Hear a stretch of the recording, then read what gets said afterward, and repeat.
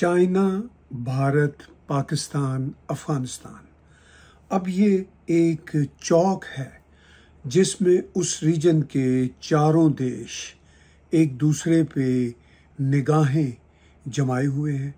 और ख़ास तौर पर जबकि चाइना और भारत के बीच इस वक्त जो तल्लुकात हैं वो एक तरह से रीसेट होने का अमल चल रहा है।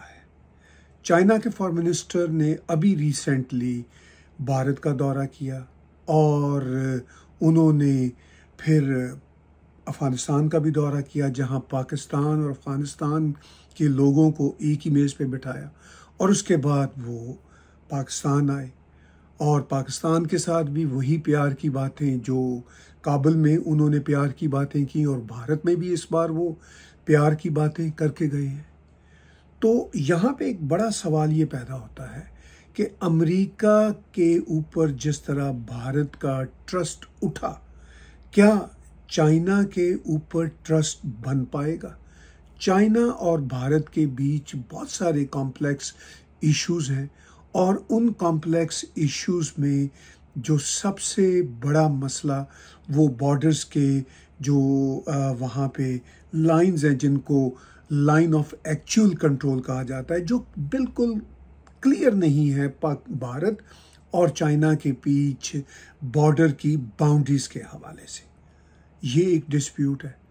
फिर उस रीजन में पाकिस्तान के हवाले से चाइना हमेशा पाकिस्तान के साथ खड़ा रहा है, जबकि उसकी जो एंशिएंट सिविलाइजेशन है वो भारत की एंशिएंट सिविलाइजेशन से ज़्यादा करीब है। मगर जो पॉलिटिकल हालात रहे, एक तो भारत में हमेशा से डेमोक्रेसी रही, चाइना में कम्युनिस्ट निज़ाम है, इस वजह से भी दोनों एक दूसरे के साथ कंपैटिबल ना रहे। ट्रेड दोनों देशों की अच्छी खासी ट्रेड साल हर साल से हो रही है, मगर वो भी भारत के इंटरेस्ट में नहीं है। और फिर पाकिस्तान का चाइना ने हमेशा इस लेवल पे साथ दिया। अभी इवन 7 मई और 10 मई की जंग के दौरान खुद भारत के आर्मी जनरलों ने कहा कि हमें दर हकीकत इस बार एक फ्रंट पे हमें नहीं लड़ना पड़ा, बल्कि हमें कई फ्रंट पे लड़ना पड़ा। और जो कई फ्रंट थे वो पाकिस्तान के फ्रंट के अलावा चाइना का फ्रंट भी था। भारत के जनरल साहबान ने ये भी इंडिकेशन की कि इस बार इस जंग में जो 7 मई और 10 मई के बीच भारत और पाकिस्तान के बीच हुई थी, तो चाइना ने इंटेलिजेंस भी फराहम की थी। अब दुनिया का जो जियो पॉलिटिक्स का मामला है कि अमेरिका ने, ख़ासतौर पर डोनाल्ड ट्रंप ने जिस तरह भारत के ख़िलाफ़ टैरिफ्स लगाए, टैरिफ्स के साथ साथ एडिशनल टैरिफ्स लगाने का ऐलान किया, अगरचे इनका जो अप्लाई होना है वो तो 27 अगस्त को होगा, मगर भारत का अमेरिका पे मुकम्मल तौर पर ट्रस्ट उठ चुका है। अमेरिका और भारत के रिश्ते रीसेट हुए थे 25 बरसों से धीरे धीरे होले होले, लेकिन डोनाल्ड ट्रंप ने विद इन फ्यू डेज के एक्शन में वो सारे के सारे जो तल्लुकात थे भारत और अमेरिका के बीच, वो जैसे बिल्कुल धुंध में गुम कर दिए हैं। बल्कि मैं कहूँगा धुंध में गुम करने से ज़्यादा उन्होंने खाई में गिरा दिए हैं। अब जो डैमेज था वो डोनाल्ड ट्रंप कर चुके हैं और डोनाल्ड ट्रंप के बारे कहा जाता है कि वो किसी वक्त भी चीज़ों को रिवर्स कर सकते हैं। मेरा ये ख्याल है कि भारत के मामले में अगर वो चीज़ों को रिवर्स करना भी चाहें तो नहीं कर सकेंगे, इसलिए कि वो अपनी ईगो, अपनी नार्सिज्म और फिर अपने जो उनका एक फॉरेन पॉलिसी का अपना पर्सनल नैरेटिव है उसमें वो लॉस्ट हैं और उनकी किसी बात पे भी ट्रस्ट नहीं किया जा सकता। हम ये सपोज करें कि वो आने वाले दिनों महीनों में भारत के साथ अपने यानी अमेरिका के रिलेशनशिप रीसेट करने की बात करते हैं, तो भी उनके रीसेट पे हम ट्रस्ट नहीं कर सकेंगे। तो इस सारी सूरत हाल में अब जो डिफरेंट तरह के जो तजिया निगार हैं, कमेंटेटर हैं, जो एनालिसिस करने वाले एक्सपर्ट्स लोग हैं, चाहे वो भारत के हों, चाहे वो चाइना के, चाहे वो वेस्टर्न वर्ल्ड के, चाहे वो दुनिया भर के, वो सब ये कह रहे हैं कि अब भारत के लिए मजबूरी हो गई है कि वो चाइना के साथ तल्लुकात बनाए। मैंने कुछ हफ्ते पहले जब ट्रंप ने भारत के ख़िलाफ़ इस तरह के इंसल्टिंग स्टेटमेंट दिए थे कि भारत एक डेड इकॉनमी है, इस तरह की जब बातें की थी, तो मैंने अपने एक व्लॉग में कहा था कि भारत का ब्रिक्स में बैठना और ब्रिक्स में इम्पॉर्टेंट मेंबर देश की हैसियत से आगे चलना वो अमेरिका के लिए और डोनाल्ड ट्रंप के लिए पर्सनली बहुत चैलेंजिंग है। और अब अमेरिका का भारत के ऊपर प्रेशर बढ़ेगा, लेकिन भारत को यही करना चाहिए कि ब्रिक्स में अपनी पोजीशन को और मजबूत करे और ब्रिक्स के जो देश हैं जैसे Russia, China, Brazil, south Africa और ब्रिक्स के अब नए देश मेंबर बनते जा रहे हैं जैसे यूएई है, मिडल ईस्ट के देश हैं, अफ्रीका के देश हैं, इन सब के साथ भारत को बना के रखनी पड़ेगी और अपने तल्लुकात को आगे लेके जाना पड़ेगा। अब ब्रिक्स के सारे देशों के साथ भारत को तल्लुकात बेहतर से बेहतर करने में कोई दिक्कत नहीं है। इशू चाइना के साथ है। चाइना के साथ भी पास में मिसट्रस्ट रहा है। हालांकि भारत ने भी शुरू में वही पॉलिसी रखी, हिंदी चीनी भाई भाई, मगर चाइना ने भी भारत की पीठ में एक तरह से छुरा घोंपा और कई बार घोंपा। लेकिन जियोपॉलिटिक्स इसी तरह होते हैं।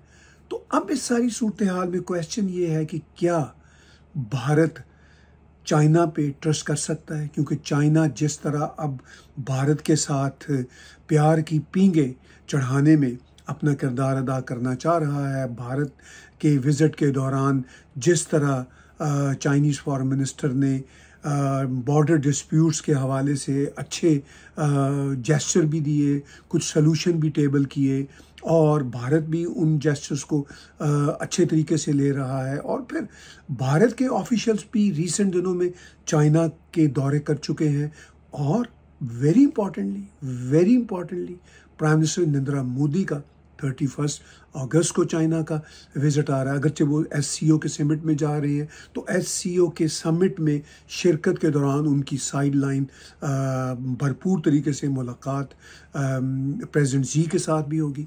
तो प्रेसिडेंट शी के साथ या प्रेसिडेंट जी, उनको दोनों तरह से वर्ल्ड मीडिया याद करता है, उनको लेबल करता है। तो बहरहाल चाइना के प्रेसिडेंट के साथ प्राइम मिनिस्टर नरेंद्र मोदी की पहले भी 2-3 एक्सक्लूसिव मुलाकातें हो चुकी हैं।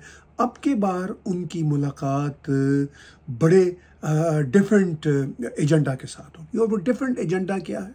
डिफरेंट एजेंडा ये है कि चाइना भी अमेरिका के ट्रेड वॉर के हिट पे है और भारत भी अब अमेरिका की ट्रेड वॉर की हिट लिस्ट पे है। दोनों देश हैं और दोनों बड़े देश हैं, दोनों बड़ी इकोनॉमीज़ हैं और भारत और चाइना का आपस में ट्रेड भी है।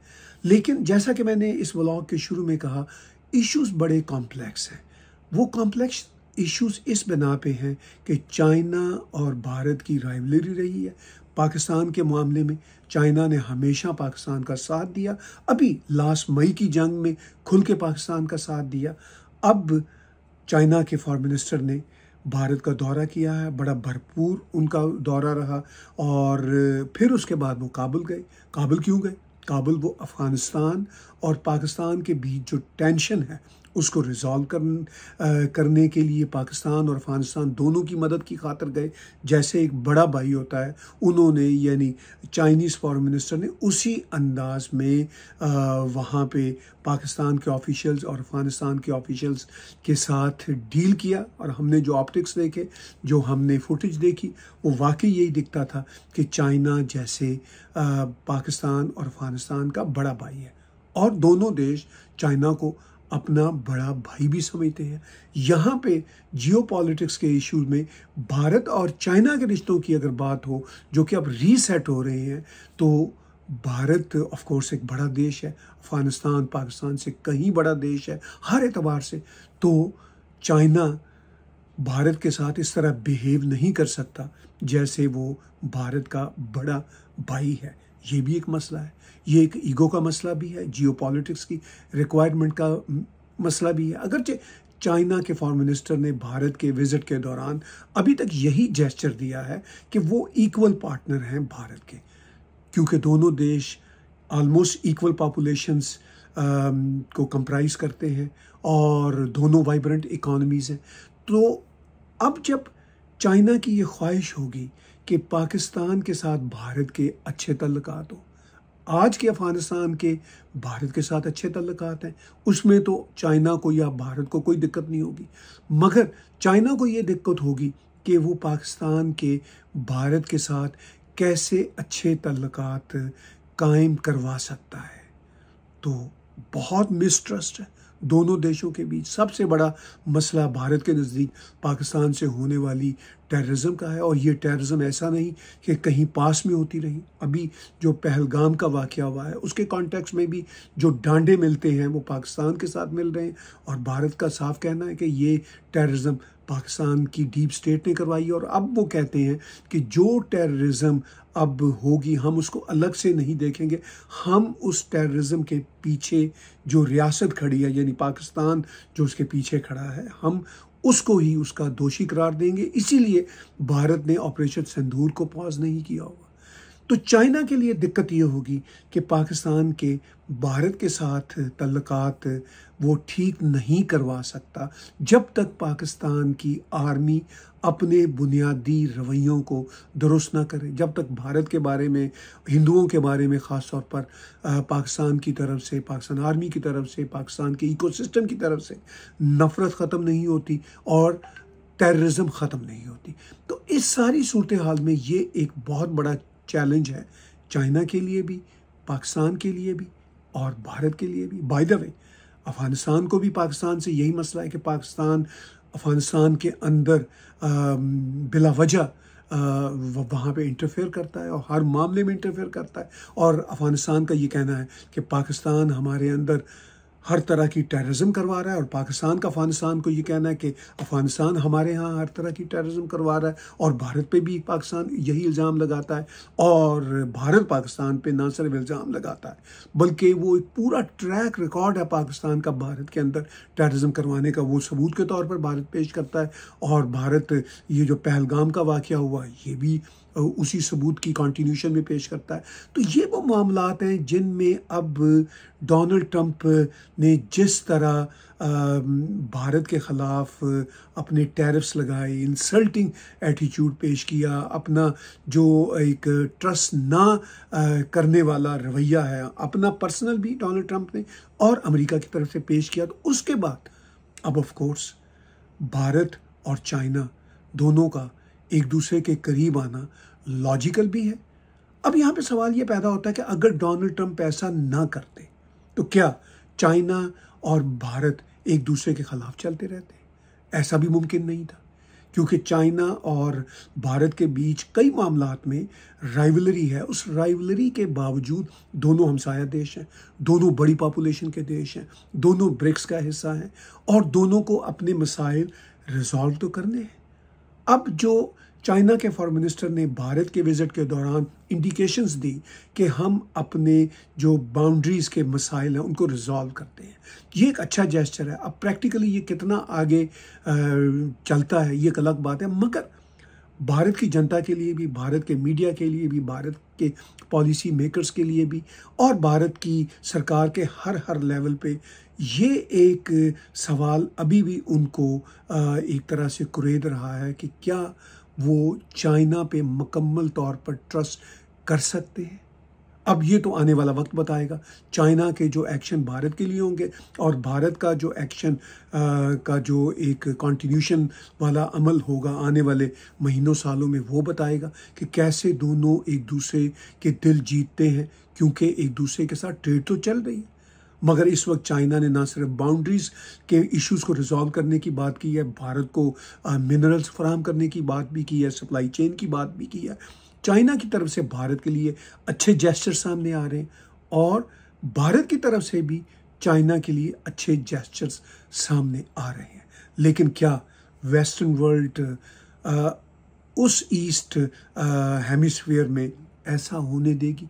क्योंकि वेस्टर्न वर्ल्ड की तो ये दहाइयों से पॉलिसी रही है कि ईस्टर्न हेमिस्फीयर में, यानी ये जो ईस्ट का पूरा रीजन है, उसकी जो दो बड़ी ताकतें हैं चाइना और भारत, इनके तल्लुकात अच्छे ना हो। और उसी हेमिस्फीयर में रशिया भी फॉल करता है। रशिया वेस्टर्न हेमिस्फीयर में भी है, ईस्टर्न हेमिस्फीयर में भी है, क्योंकि अपने रकबे के एतबार से दुनिया का सबसे बड़ा देश है, तो वो हर तरफ फैला हुआ है। तो वेस्टर्न वर्ल्ड की ये कोशिश भी है कि रशिया को अपने साथ भी रखें और रशिया को कुछ ईस्टर्न हेमिस्फीयर में भी रखें, क्योंकि रशिया को तोड़ने के लिए वेस्टर्न वर्ल्ड की हमेशा से ख्वाहिश रही है, लेकिन आज तक वो तोड़ नहीं सके।